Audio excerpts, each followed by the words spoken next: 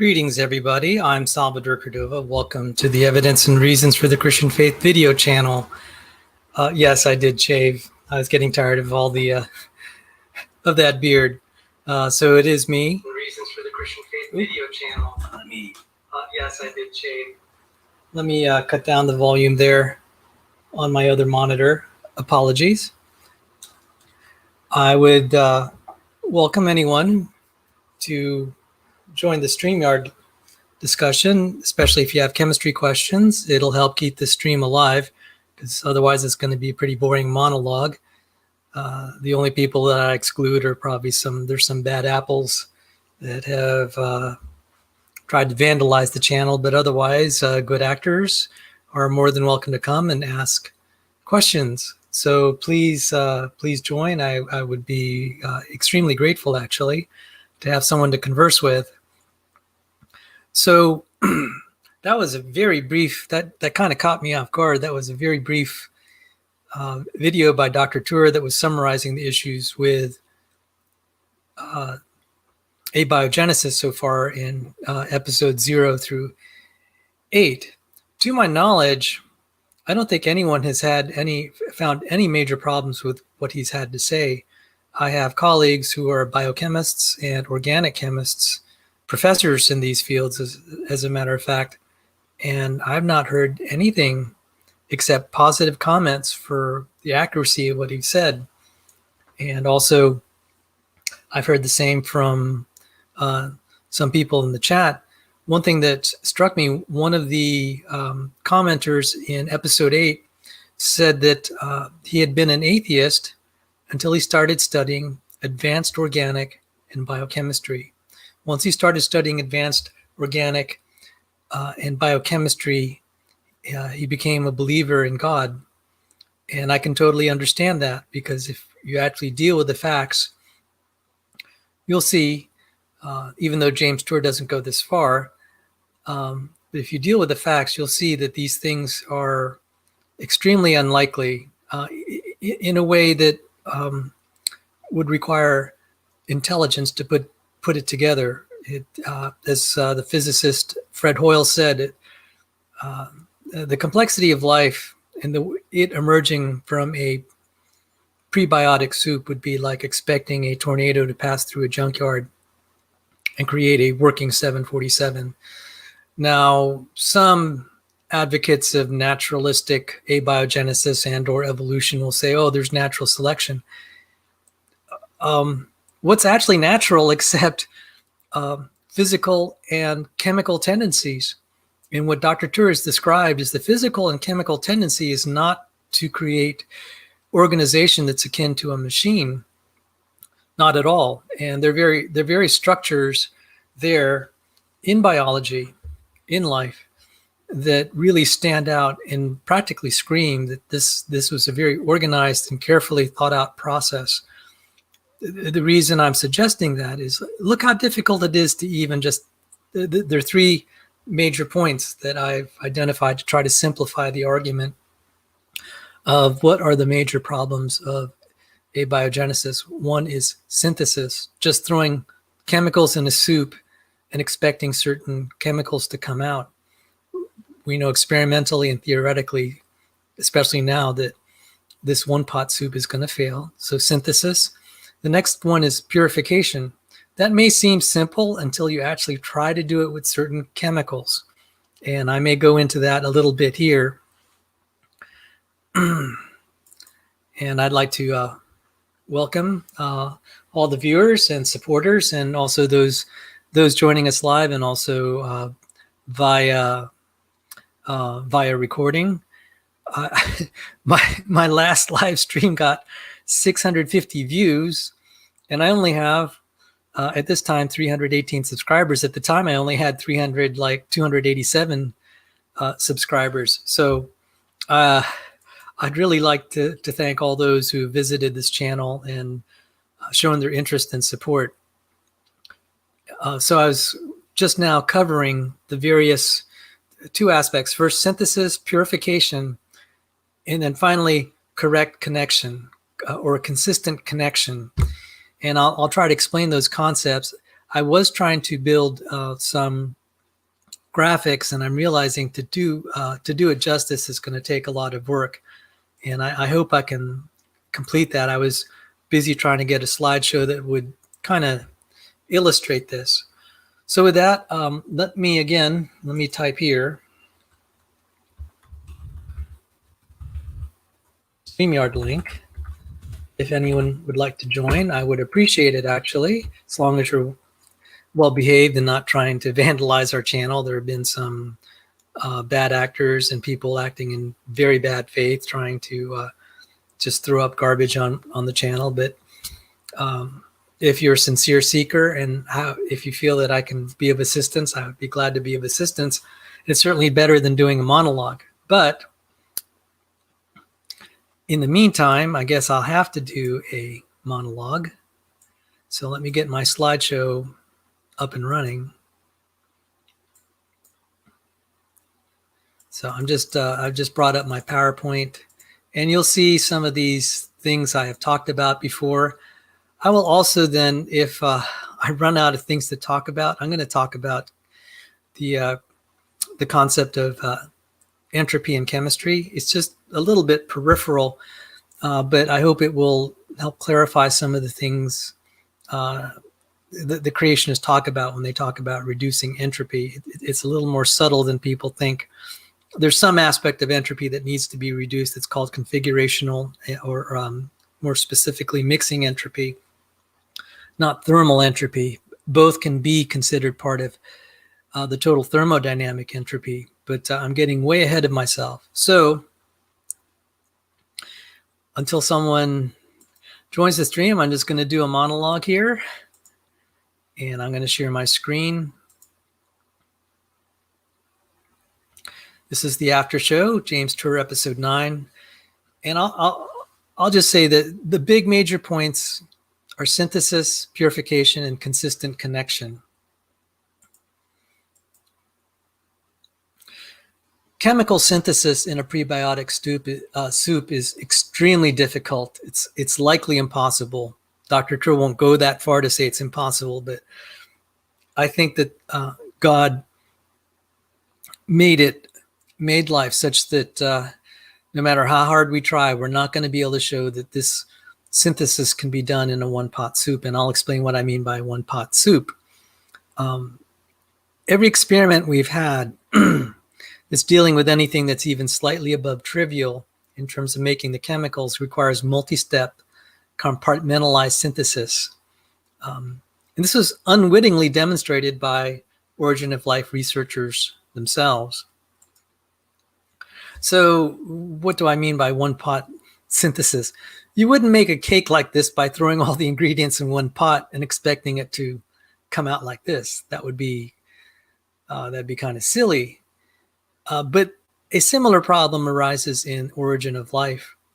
If we're trying to invoke a few soups or here and there, you can't just throw these things in there and expect the creation of all sorts of certain kinds of compounds.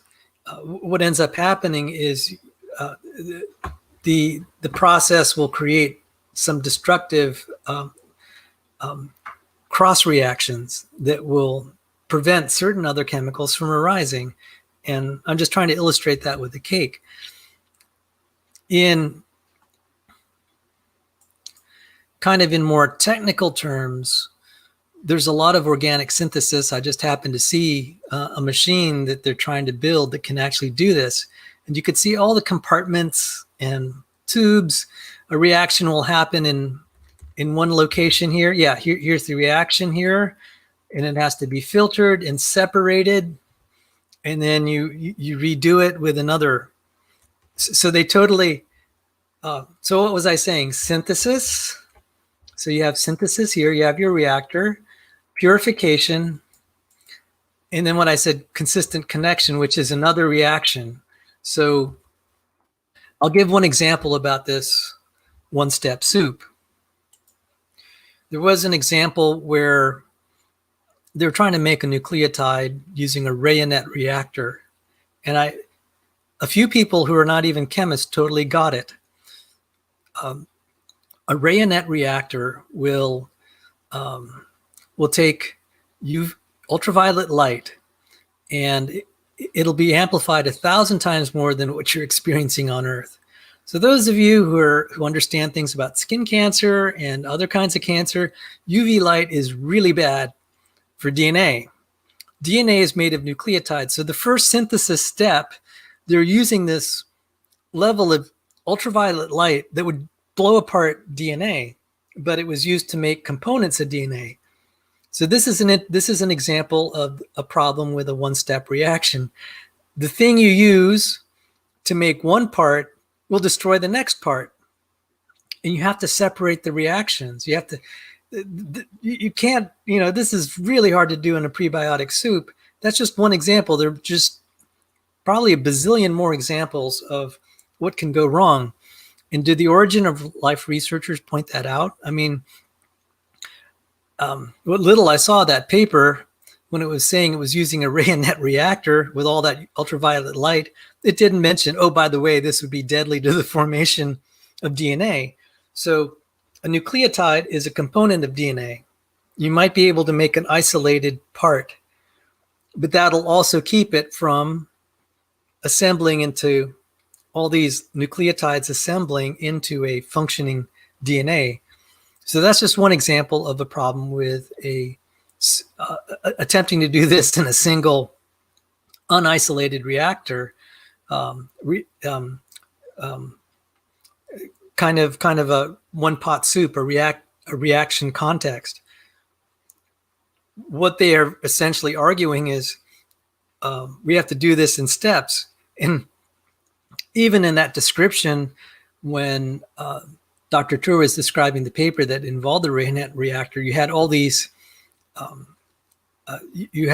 chemical reactions that were isolated. When that one finished, then you could move to the next and add new reactants, change the pH and temperature. And he rightly pointed out this is just ridiculous. So the amount, I'm just going to quote one cow stampede. The amount of specific spectrum of light that's allowed through the atmosphere shows amazing foresight and planning by God. Thank you. So I was just pointing that out. So let me go back to my screen, and if anyone joins, I know we may have a small crowd tonight.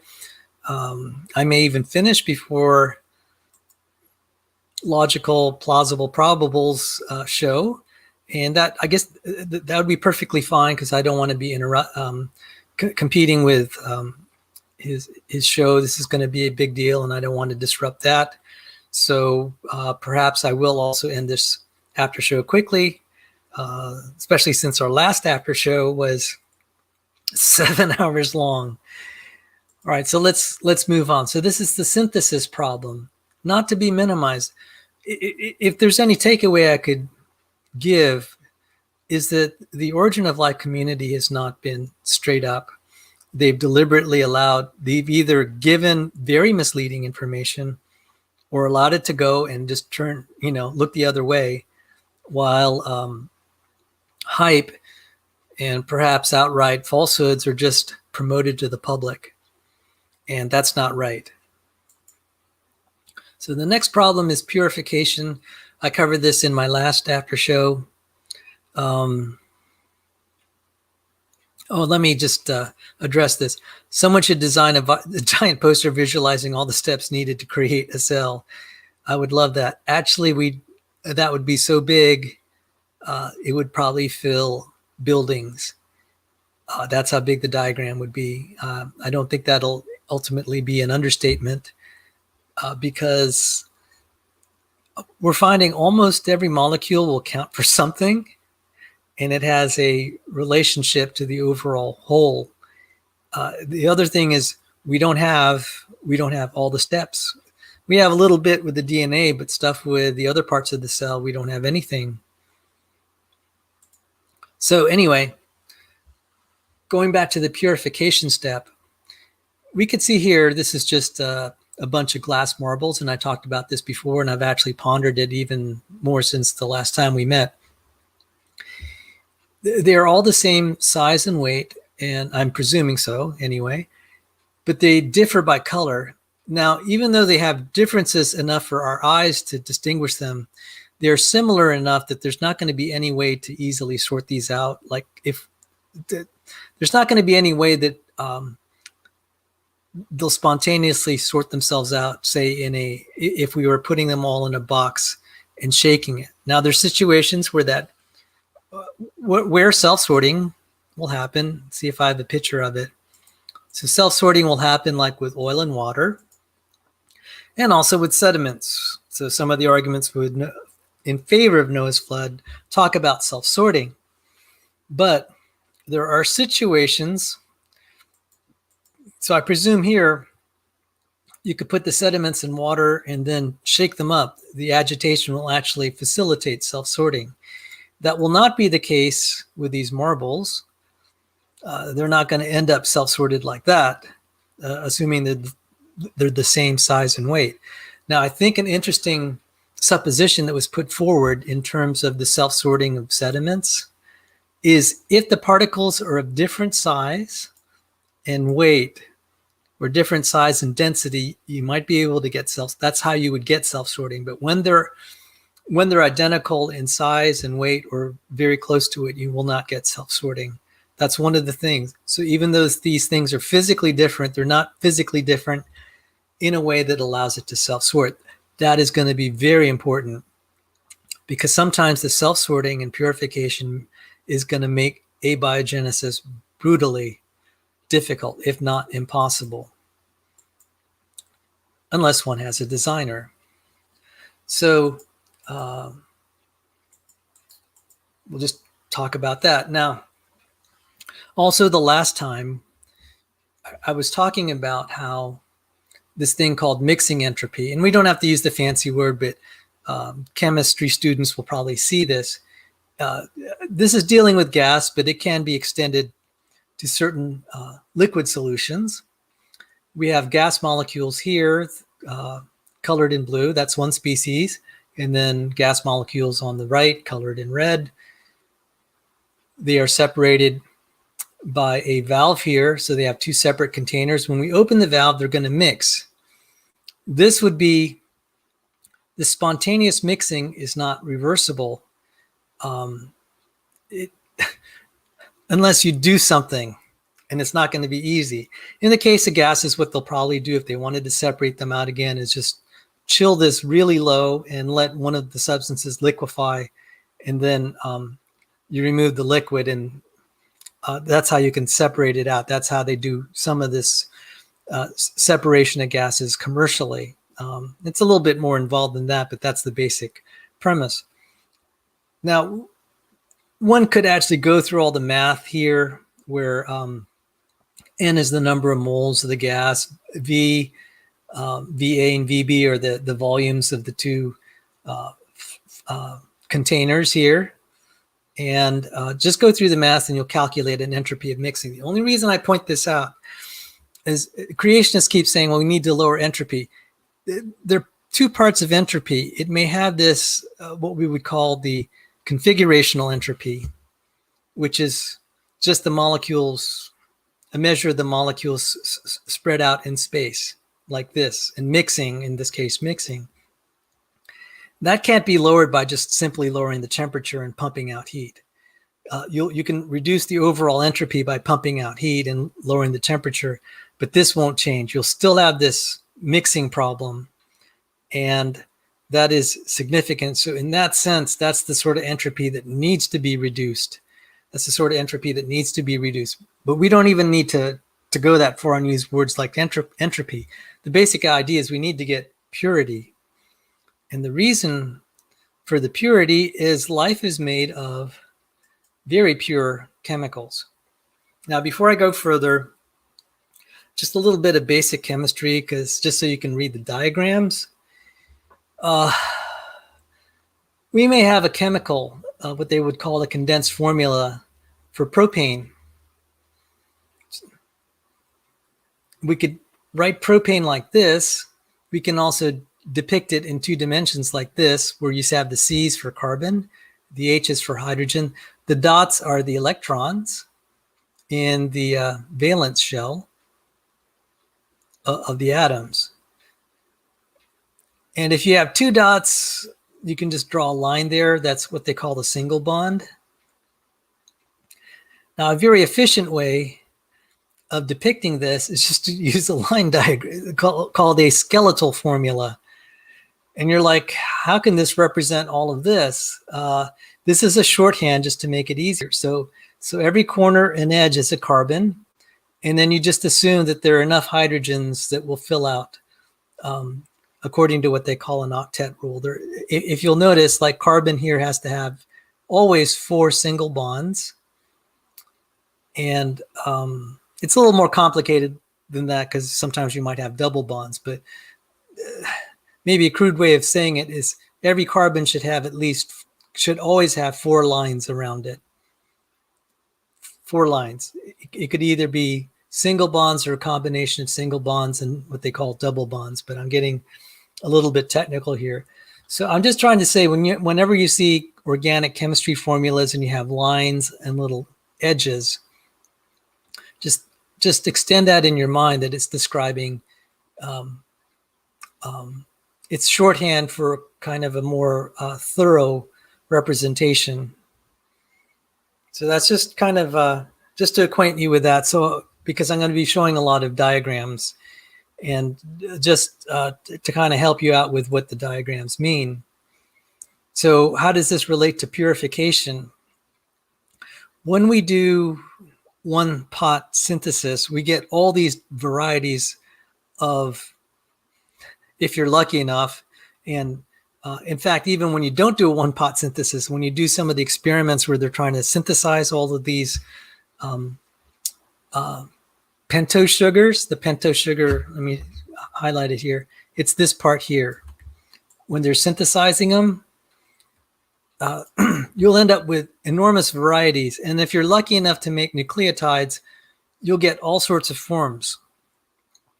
So just imagine then that you have basically, to maybe highlight the problem, let's say you had all the dyes mixed to make this layer cake and they're all in one pot. And now your problem is to try to build a cake like this when all your colors are mixed. This is going to be really, really a nasty problem. Okay, so maybe this is a way to describe it.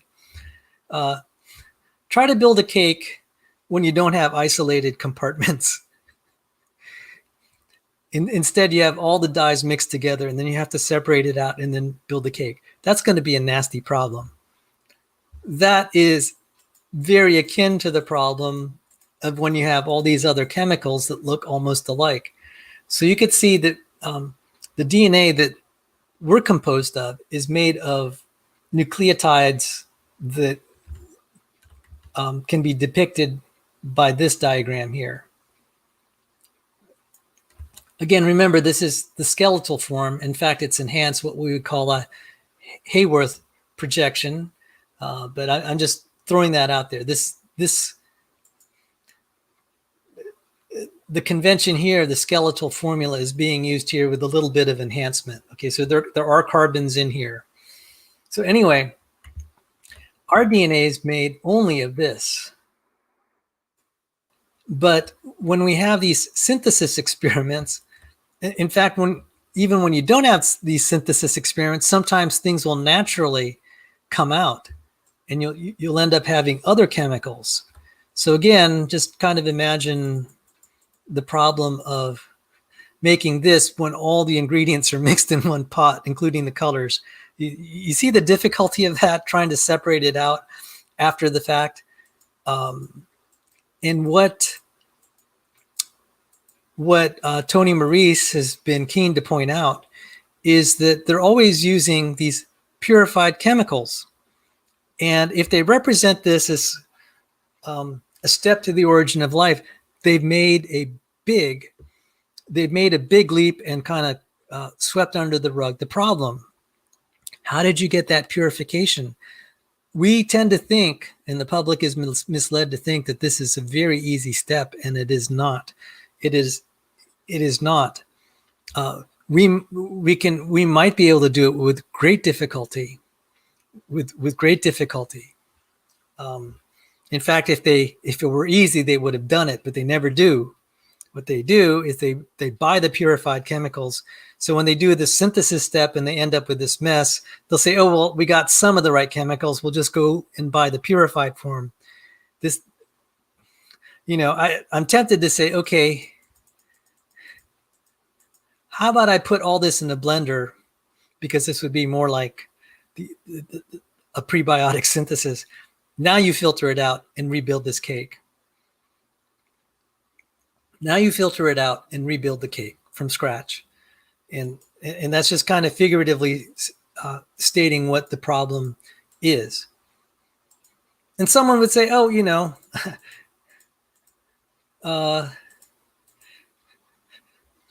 a cake with blended components with the icing and color is a perfect legitimate cake. And I'm like, okay, it is, but it's still not a cake with segregated components. And that's what I'm saying. Life has a lot of these components that are obviously segregated out from what would happen naturally in a natural environment. And now let me show you just how many chemicals. It's more than just the L and D form of the nucleotides. I mean, you can make a left-handed DNA here. So, I mean, hypothetically, you could make life different ways. You could just make everything the mirror image of the way it is in real life. I mean, hypothetically. That's if you could. I'm not saying that it would be practically possible. I don't think that it is practically possible. When we throw these things in solution, one thing I'll point out is these all have, let me see if I could find, these all have the formula C5H10O5 for RNA, and it'd be O4 for DNA. So when we throw this C5H10, let me see, C5H10O4 into solution, we end up getting all these other molecules that's in a liquid solution. You're going to have a mess. And it's not going to sort itself out spontaneously. And what I showed here understates the problem. We only showed like the L form and the D form, but the D form actually has two subforms, which we call alpha and beta. The L form has alpha and beta. And I'm going to try to show the differences. You see how this is a 2-deoxyribose, a D2-deoxyribose. This is the one found in life right here. Let me highlight it. This is the one found in life. 2-deoxyribose. Now you notice how the OH here, this line is pointed up. That's the beta form. The alpha form has it pointed down. So the difference is subtle, but it is important. This will blow apart if you don't have all the two, what we call the beta D2 deoxyribose form. And you'll also have these L forms here. So you have to pick out consistently one out of the four in your purification step. That's if you're only dealing with deoxyribose. But in a water, an aqueous environment, it's going to be worse than that, because you'll have the deoxyribofuranose, which is the one in water when it's mixed. But then you'll also create these other molecules that have the same chemical formula. They'll have the same chemical formula of C5H10O4 in the case of DNAs, deoxyribonucleotides. It'll be O5. It's going to be O5 for the RNA, the RNA nucleotides, the ribonucleotides. My terminology was a little bit sloppy there. Ribonucleotides is the correct term, not an RNA. You need ribonucleotides to make RNAs. So the chemist out there who just kind of cringed, I'm just trying to correct myself there. So what ends up happening is you're going to have all these species here. And just to illustrate what the problem it creates is you end up having all these different colored marbles, figuratively speaking. And the problem that needs to be solved is you only want one type of marble. And in this case, I'll just pick blue out. How's that going to happen? The origin of life researchers will say, oh, we did a synthesis and we created all these different colored marbles, so to speak, which would be the nucleotides or the ribose. And they'll say, hey, we proved our step. And then they'll just go buy the purified chemicals here and pretend that the problem of purification, assuming that it'd be solved. And I'm like, well, no, you can't just sweep that under the rug. First off, the synthesis experiment was probably not one pot. You can't, it's dishonest, it's misleading, it's delusional to represent their synthesis experiment as representing a random prebiotic soup. When one is compartmentalizing all the chemical steps, and I described some of the problems with that, adding and removing certain chemicals at certain times, changing the pH and temperatures, putting them through certain reactors, and then turning the reactors off, like the Rayonette reactor, doing things like degassing. That's very misleading to the public to say this is solving the origin of life problem. It is not. It's showing how you can intelligently design, how hard an intelligent designer would have to work, and how much capability he must have to be able to synthesize these chemicals. One could take the same experiment, and if they report it honestly, they'll say this is how much intelligence and design and careful planning it takes to even approximate the chemistry. But they don't say that. That's what I complain about, because it is anything but random chemistry. So anyway, these are, so to speak, all the colored marbles we're dealing with, and it has to be purified. What I didn't get to, I wasn't able to finish my slides. Let me put this out here, and I'm almost done with my talk.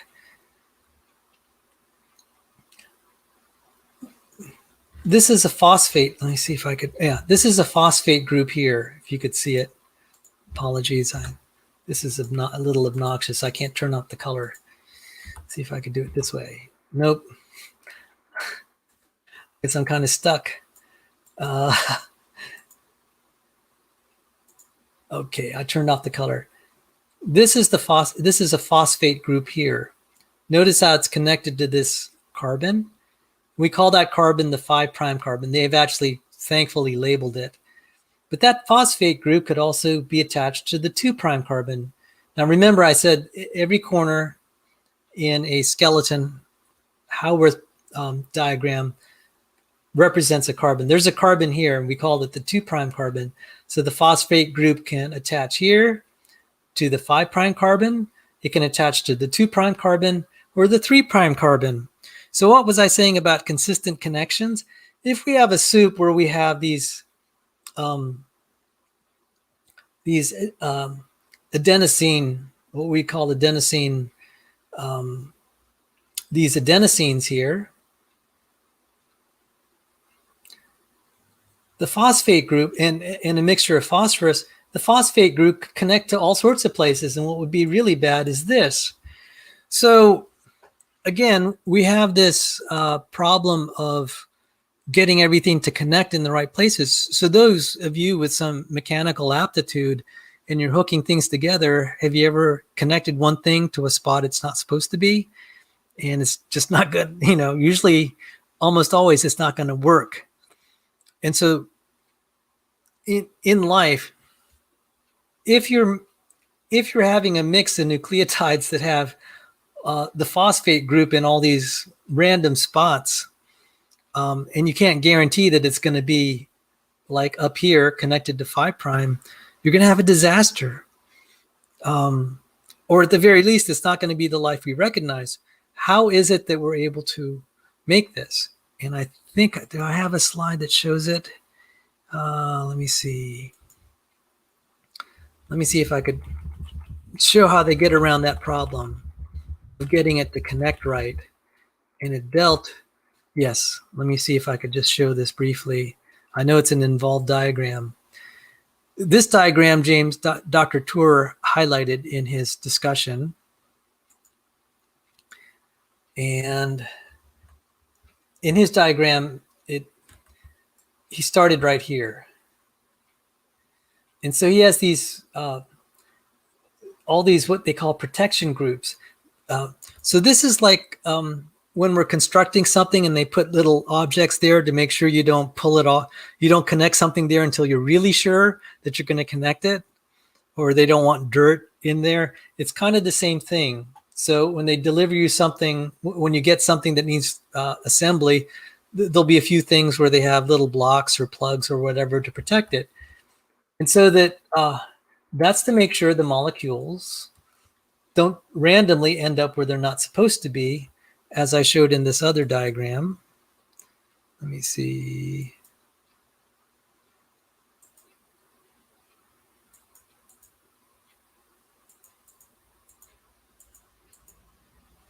Oh wait, I'm sorry, not that diagram. Correction. As I showed here, you don't want that phosphate group on the 2' or the 3' or just as bad maybe on both. You only want it on the 5'. So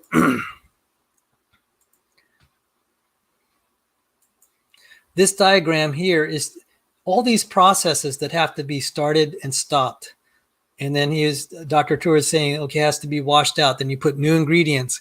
All these steps is to ensure that you get this. And that's just to add one nucleotide. Then you have to rinse and repeat if you want to make, let me see if I could show it here.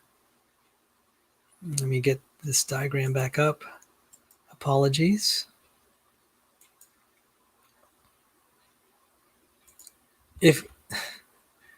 So just imagine that you go through one cycle, you add one nucleotide. You have to go through another cycle to add the next, and you go through that cycle again to add the next, and then that cycle again.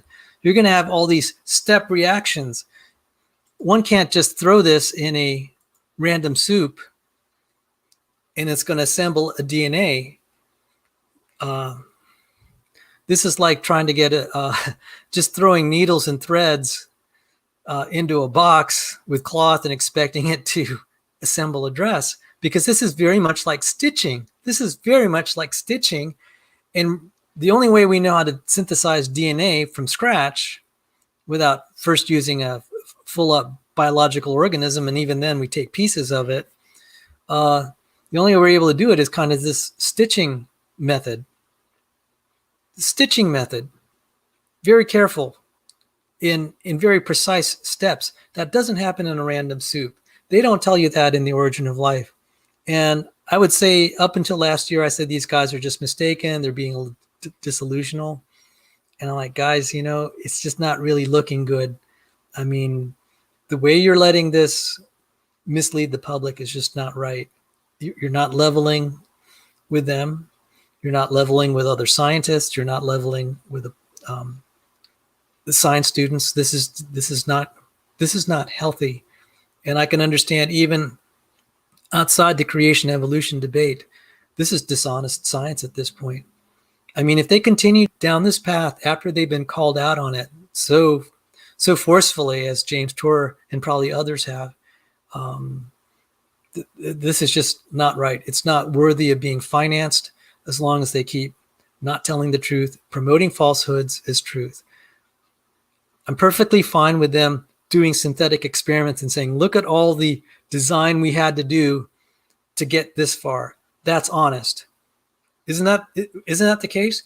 But to do all this design and say, hey, this is how it'll happen without, in a mindless environment, that's not honest. So with that, would anyone like to join? I don't have any other. I have one really boring segment on mixing entropy before we close. And seeing that Logical, Plausible, Probable is about to start his stream in about 4 minutes, maybe I'll just skip the mixing entropy part and send you all over there. So let me try to briefly look through the comments just to see if I found, let me see if, Aren't lots of materials, gases, separated out with centripetal force, some of which, of course, would not occur in nature? Materials can be separated out by centripetal force. One of the problems with the centripetal force, you're counting on different densities. But like with the L form and the D form, the deoxyribose, that's not going to work because they're the same chemical formula. They're the same size. That means they're the same density. They're not going to be separated out. God chose materials that is going to make the problem really hard. So I did show a slide of like that sedimentary self-sorting. So there is self-sorting. For the chemicals of life, God chose materials that won't self-sort. Just to let you know, he needed to be there to put all the molecules together one at a time. I mean, if you look at that DNA, God knew, and God says, the hairs of your head are numbered. The nucleotides in your DNA were numbered. The nucleotides in your DNA were numbered. They were numbered within Adam and Eve. They had to be, especially Adam, since he was created first.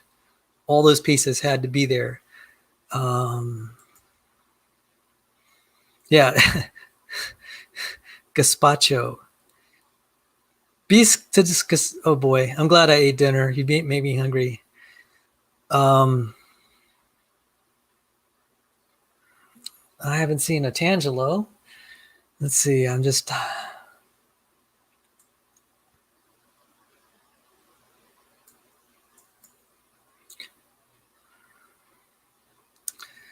Oh, okay.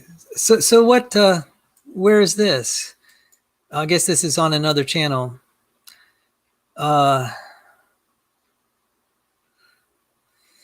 felt like James Tour insufficiently emphasized that the chemical used in OL research came from nature, as we had to manipulate enzymes in living organisms to catalyze and manufacture excess. Thank you for your comment. Oh, Professor Dave is live on Aaron Raw right now. Oh my. He did say he's going to respond. So,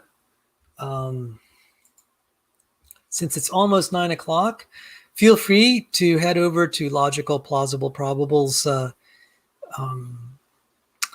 channel, and I will join you all there. I'd like to thank all the viewers and supporters who joined me live this evening, and also to those who joined via recording. Thank you, and God bless you. Lord willing, we'll meet again. Take care.